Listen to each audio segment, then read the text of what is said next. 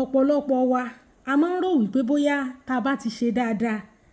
ẹnìkan là ń ṣe ní favour tá a bá rìnrìn àrè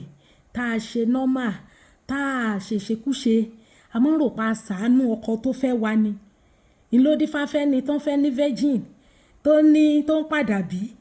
àdàbí tí wọ ìbákọ́ ló jábàálẹ̀ òun excuse me tá a ní òun kì í ṣe virgin tó bá fẹ́ ní virgin the honour is on you not on that man ṣó ti gbọ́ táwa ò bá dúró ń sìn á ní nǹkan tó ń jọ ẹ́ lójú nìyẹn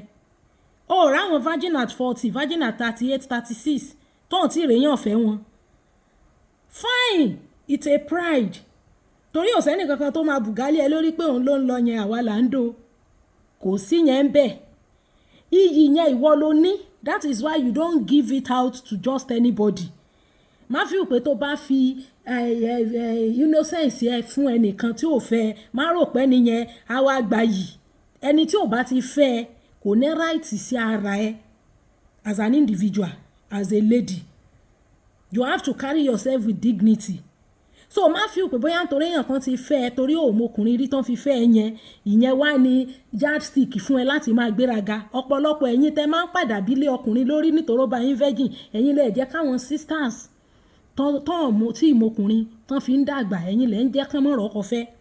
tóró ti mọ̀ pé any slight thing ẹ máa bú sẹ́kún ìwọlé jọba lémi tí ò bá fẹ́ ọ̀rẹ́ ni tó jẹ́ virgin at 50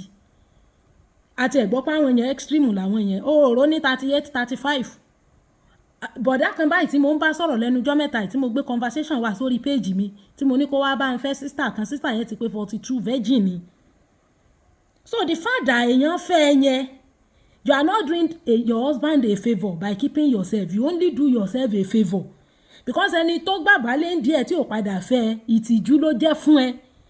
as a girl ìtìjú ni so nísìnyí tẹ́ni yẹn bá dọ̀la tó bá padà ń lo nǹkan yẹn against ẹ ìwọ ló máa dùn tàbí tó bá lọ́kọ tán torí wípé kó ọkọ ẹ ò ká ẹ̀ ń dì mọ́ nítorí gbogbo okó tó ti dó sẹ́yìn na you go shame tó bá dẹ̀ dọ̀la tẹ́ni tó ti bá ṣẹ̀ṣẹ̀ kúṣe rí tó bá wá tó àṣírí ẹ̀ kan sáyé tọkọ ẹ bá fi òpó òun lè kóòpù pẹ̀lú irú èèyàn tó ti nírú story yẹn tọkọ ẹ bá kọ ẹ lẹ́ ìwọ náà ló lose so má fi òpé faithfulness yẹn you are doing your husband a favour virginity ends the night of your wedding ìwà tó bá dáa tó wù tó fi fọkàn yẹ ọkọ yẹn lọ́kàn balẹ̀ òun ló kù tó máa maintain ẹ pẹ̀lú ẹni yẹn tó bá fẹ́ ní virgin tó ní wà aṣẹ́wó náà máa fẹ́ lé ẹ wọ́n á lọ sí brothel wọ́n á lọ fákunakúnà wọ́n á dẹ̀ fẹ́ lé ẹ bẹ́ẹ̀ ni mo sọ fún ẹ iyì tó wà lára pé kẹ́yìn ò parẹ́ èèyàn mọ́ ìwọ obìnrin ló níyì yẹn àwọn ọkùnrin ní òwọ́rì kí lé tí single mother ń rì má rì tó dẹ̀ ń láyọ̀ nínú second marriage ẹ̀ ọkùnrin mi kódà kó ti bímọ kò máìn kó sá ti fún un nífẹ̀ẹ́ mi balẹ̀ ni so virginity as good as it is not a yardstick for you to now be frustrating the man that married you ìsóhun ló jábàálẹ̀ ẹjọ́ nítorí ọlọ́run ṣé ó rèpù ẹni ṣé bó fẹ́ gẹ́gẹ́ bí ìyàwó ni so tó ń gbà tó wá gbé ẹ délé tán ṣé kò ní bá ẹ sùn ni kí ni ìtumọ̀ tó fẹ́ mọ̀ fìyẹn blackmail ẹni tó fẹ́ ìwọ nìkan náà fẹ́ ní virgin táwọn ò bá dúró nísìn báyìí nísìn á ní nítorí wípé ìyẹn ló ń jọ yín lójú ta láṣẹ́wó ta náà fẹ́ ń virgin ẹ lọ wá bí jòkó sí ìgbéraga bá yé obìnrin mi ìjẹ́ ìgbéraga ló bá yé yín jẹ́ ara ẹ tó pamọ́ fún ọlọ́run ni àti fúnra ẹ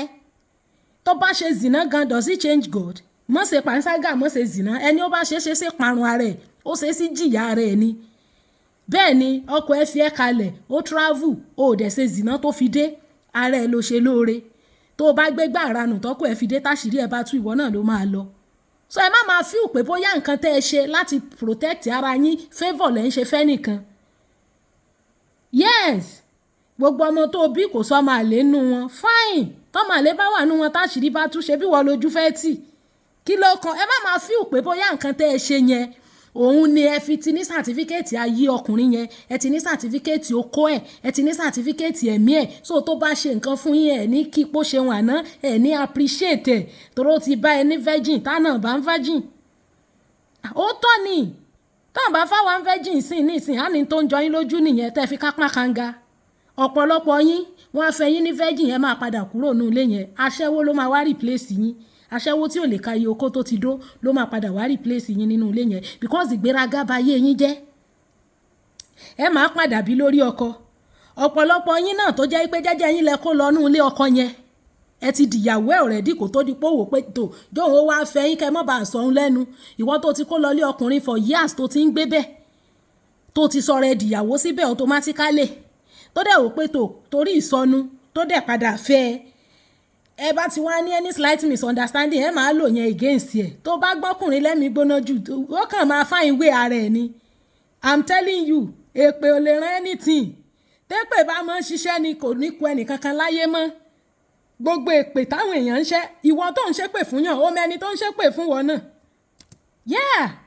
ìwọ tó ń pe àdàbí lórí ẹnìkan ó mẹni tí ń pe àdàbí lórí tiẹ̀ náà so bọ́lọ̀ ń ṣe yẹ àdàbí tẹ́nìkan ń pè fún wọn yẹn bẹ́ẹ̀ ni ó ṣe yẹ tí wọn náà ń pè fẹ́ lómìn tọ́lọ̀ ń bá máa ń hánsá ìpè ni kò sẹ́ni tẹ́ni gbogbo èèyàn ni ò ní sí láyé mọ́ so excuse me tó bá jọmọdé tó dẹ̀ jẹ́ pé o defile ara ẹ̀ keep the faith bẹ́ẹ̀ má ever rí yẹn as a yardstick láti wò pé òun ló máa lo against ọkùnrin kan a wá wò pé tó kóun lọ fẹ́yàn tó já kúnnakúnnà gan bẹ́tà so ẹjọ́ nítorí ọlọ́run kò sí aṣẹ́wó kankan bí kankan kò sẹ́ni tí ò para tiẹ̀ mọ́ orí ọ̀fẹ́ ọlọ́run ni tó bá jẹ́ virgin tó rẹ̀ ní fẹ́ náà your virginity cannot marry you by itself your father cannot marry you your uncle can wọ́n máa pray fún ẹ kó lọ́kọ náà ni tó bá dẹ̀ jẹ́ni tó ti jẹ́ victim of circumstance bóyá ó wà defiled due to ignorance or due to anything tó dẹ̀ tún carry ara again tó tún bẹ̀rẹ̀ life ẹ̀ wípé yes òun ò ní jókòó sínú ìṣubú yẹn gbogbo everybody is meant God is meant for all of us ẹni tó ti bímọ gan rí gan tó bá believe in the promises of God will give her another chance so don't ever think that you can use any hymen of virginity tí ìsepò ó rape ẹ tó bá fagídí gbàbálẹ̀ yẹn ní díẹ̀ against your wish irú àwa ìgan a máa nàró tán a máa defend ẹni bẹ́ẹ̀ kò rape ẹ ó fẹ́ níyàwó ni ìgbé ayé tó gbé kó tó fẹ́ ọkọ tó fògo fún Ọlọ́run it is your pride ìgbà tí kan lanú jọ́sí tó ń sọ ọ̀rọ̀ tó ń sọ̀rọ̀ yamayama ṣé bí mo wá fún lésì tí mo pẹnu ẹ̀ mọ́ tí mo jẹ́ kó yẹ pé kò sẹ́ni mo bá sùn tí mi fọkọ mi ibo ló ti ń bọ̀ tó wọ́ ṣé ni iyì tó wà ń bẹ ìwọ ló ní kí lọ́kọkùnrin kan ìyẹn èèyàn tí ò bá ẹni virgin tó bóyá o ti bímọ gan kó tó fẹ́ ẹ tó dẹ̀ lálàáfíà pẹ̀lú ẹ kí lọ́kàn kan kó tó dó ọmọ tó bí kó tó fi ọ tó bá dẹ̀ jẹ́ virgin tó ṣe pé frustration ló ń kó bá yé ọkọ ṣé virginity tó ti lọ látijọ́ tó ti fẹ́ yẹn òun ló fẹ́ máa fi sunkún egbére ó ráwọn arúgbó àwọn àgbàlagbà tán ọmọkùnrin ni àbẹ́ni tó ti bímọ kan rí láti ìgbà yẹn tí ò dẹ̀rẹ́ lòmíì fẹ́ mọ́ ó ráwọn yẹn I know what it means to wait because I waited as well you understand but ìwọ ló wà fún iyì yẹn ìwọ ló wà fún no shame no anything ètò ọkọ ẹ bá ṣe fún ẹ náà ló máa tẹ́ ẹ lọ́rùn because gbà tó ṣe kan rí bẹ́ẹ̀ni tó ti dóko oríṣiríṣi tó bá padà lọ́kọ á máa compare and contrast ó kọ́ ọkọ ẹ ò ní tẹ́ lọ́rùn mọ́ is a problem bẹ́ẹ̀ tó bá para ẹ mọ́ tó bá ti fún ọ náà ni kì bá àṣẹ kan lọ́dún náà ni kò ní í sí yọnu bẹ́ẹ̀ wọ́n tó jẹ́ pé o ní self control is a problem so when you are not keeping yourself it becomes a problem to you not to the man tó bá fẹ́ tó bá yọ ní kébékébé torí ìgbé ayé burúkú tó ti gbé tó dẹ̀ lè faithful sọ́kọ mọ́ tọkọ bá lé ẹ jáde na you go lose bẹ́ẹ̀ tó bá dúró ìwọ̀nba tó orí ọ̀fẹ́ tọ́lọ́run bá fọ́kọ ẹ tó ṣe tó tẹ́ ẹ lọ́rùn na you go gain so our faithfulness is to God and to ourselves sí ara wa ni fine díẹ̀ bẹ́ẹ̀ náà lè ṣàn dé sáìdì ọni téèyàn bá fẹ́ because afẹ́mi balẹ̀ léèyàn lórí but all the same náà you are still the first benefactor of the dáadáa tó ṣe because gbogbo yín báyìí recently mo ń bẹ́yàn kan sọ̀rọ̀ nípa àǹtí tó ti wà of age yẹn náà ni ó wá lóun lè fẹ́yàn tó jẹ́ virgin pé because òun ní uncle kan tó fẹ́ virgin tó jẹ́ pé ẹni ìjà tán bá ti jà báyẹn kún tó máa ń sí nìyẹn ìyàlẹ̀ jábà lébi ìyàlẹ̀ ṣe kínní kan and so on and so forth pé èwo wá lẹ́kún egbére kí lẹ́kún egbére ẹjọ́ nítorí ọlọ́run nǹkan tá a ṣe fún ara wa fún iyì ara wa ni ìyẹn ò ní kẹ́yàn máa lò yẹn against ẹni tó fẹ́ yàn bó ṣe jẹ́ virgin yẹn most àwọn ọkùnrin ò ń date virgin o àwọn sisters tó máa ń wà of age tó máa ń jẹ́ virgin at 40 virgin at 38 yẹn no be say brothers no dey come tọkùnrin bá ti rí wípé virgin yẹn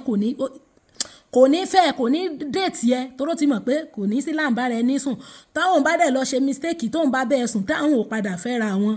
èpè ẹ ló máa bá yé òun jẹ́ irú ìyẹn lè pé lè jà ẹni tó tẹ̀ ẹ́ dì fáìlì ẹ tí ò wá padà fẹ́ ọkùnrin dẹ̀ ti mọ̀ pé ó ṣeé ṣe kóun mọ́ lè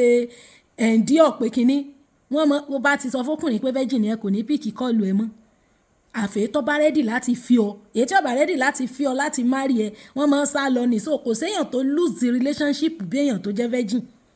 they lose relationship because wọ́n ti mọ̀ wípé ọkùnrin ti mọ̀ pé kò sí láǹbára ẹni sùn bẹ́ẹ̀ so your patience must be top notch tó bá ló fẹ́ para ẹ mọ́ even kó jẹ́ni tó ti ṣàṣìṣe kan rí gan tí ò bímọ rí bẹ́ẹ̀ tí ò kì í ṣe virgin tó dẹ̀ lóhùn ready láti continue nínú ìwà burúkú àbí òye ó máa ní sùúrù gan bàbá ńlá sùúrù torí ọkùnrin tí ó agree no premarital affairs nísìn òun náà gbọ́dọ̀ jẹ́yàn tó rí ẹ̀ yeah so the fact that you marry at a very early stage in life you should be thanking God ẹ wà yíyẹn ẹ wà sọ́dọ̀ olóbìrí po ẹ fi mọ́ frustrate ọkùnrin only you be virgin tọkọ yẹn bá fẹ́ fẹ́yàwó mi gan kò ní fẹ́ virgin á lọ fẹ́yàn tó ti bímọ rí á fẹ́ single mother ló máa fẹ́ lé ẹ̀ ṣe kejì torí àwọn yẹn mọ̀ iye ọkọ dáadáa láwọn single mother tíyà ọkọ ti jẹ yẹn so please níta bá ṣe fúnra wa ìjì yẹn orí wa ló ń bọ̀ kò sí lórí ẹni tá a fẹ́ kí ló kọkùnrin kódà even if you are not a virgin tó bá ṣàtijọ́bìnrin alálùbáríkà tó ò dẹ̀ bá yí ara ẹ jẹ́ sínú ó ẹlòmíà ọkùnrin mi àfẹ́ ẹ̀ gan so ẹjọ́ nítorí Ọlọ́run no be only you dem marry as virgin kẹjẹ́ ká wá bí jòkó sí ẹ wá ní torí ìyẹn fi wọ́n lẹ́mìí balẹ̀ bó o bá wá tó bá frustrate ẹ̀ tí ò fẹ́ ẹ mọ́ tó bọ́ síta ṣẹ́ni tó máa rì márì ẹ̀ náà ṣó náà tó máa bẹ́ ń virgin lẹ́lẹ́kejì ẹ jẹ́ mọ́ láròjinlẹ̀ kẹ́ ẹ mọ́ ní ẹ̀mí ìmoore kẹ́ ẹ mọ́ fẹ̀mí ìmoore hàn àtẹni tán fẹ́ ní virgin àtẹni tán fẹ́ ní virgin ìfọ̀kànbalẹ̀ téèyàn bá fún ọkọ òun ló máa determine béèyàn àṣẹ pẹ́ tó lọ́wọ́ ẹ̀ àti béèyàn àṣẹ rójú rere lọ́dọ̀ ọkọ yẹn sí. ṣé o gbọ́ àbó ìdáhùn